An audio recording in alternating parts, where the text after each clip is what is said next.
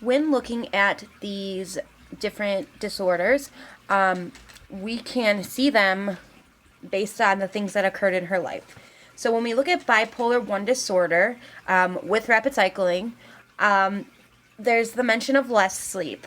When we look at less sleep, it mentions directly that there'd be times where she would just not sleep at all. She would be at work staying late to get things done. She would be studying late. She would be trying to get ahead and doing things like that. There would be periods of time where she wouldn't sleep at all, and she'd have this energy to stay up and do things.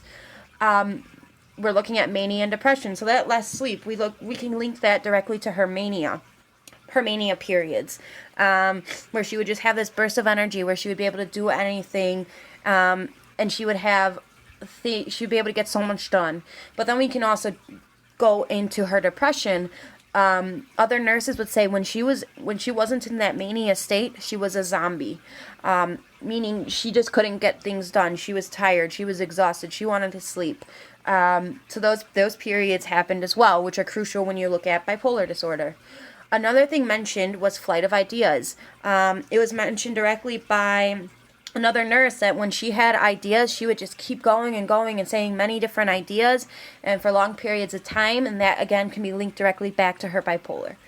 Heightened goal-oriented activity. When we look at that, she would stay late at work. She would want to be prepared for the next day before she left. She would want to be prepared for weeks in advance. She had these goals and she had to meet them, and she wanted to meet them. And then we can also look at distractibility.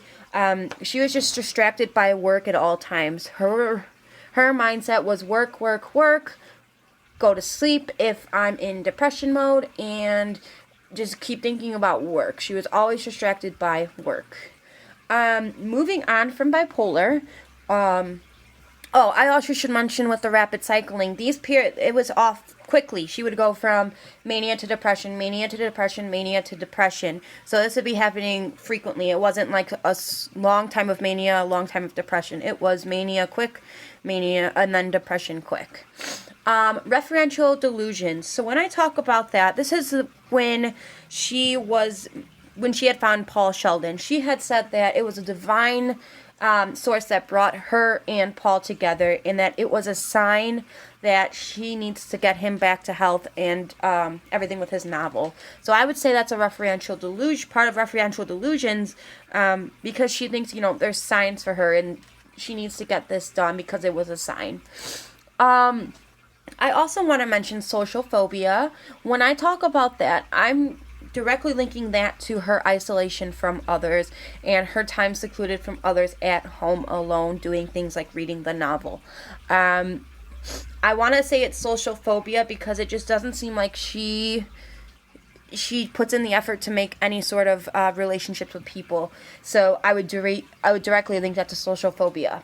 And the final thing I want to mention is conduct disorder, and I would believe that it's childhood onset.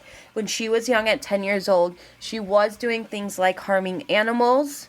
It was mentioned that she would actually hunt down a squirrel and kill it, and she actually set a swing set on fire. So those are things that we could directly relate back to conduct disorder, and I put it at childhood onset because she was 10 or younger when all of this was happening.